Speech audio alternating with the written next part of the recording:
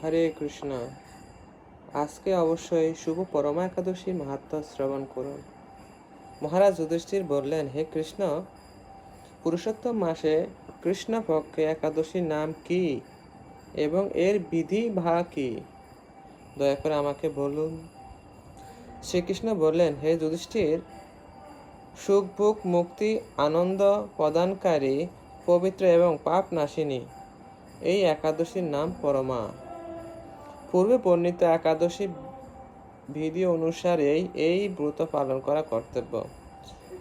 এখন এই ব্রত বিষয়ে এক অত্যন্ত মনোমুগ্ধকর কাহিনী তোমাকে বলবো।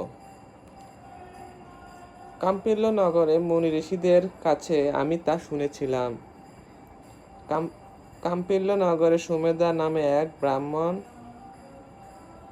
বাস করতেন। তার স্ত্রীর নাম ছিল পবিত্রা। তিনি অত্যন্ত পতিব্রতা ছিলেন, কিন্তু কর্মফল এই ব্রাহ্মণ ধনহীন হয়ে পড়েন। হরে কৃষ্ণ।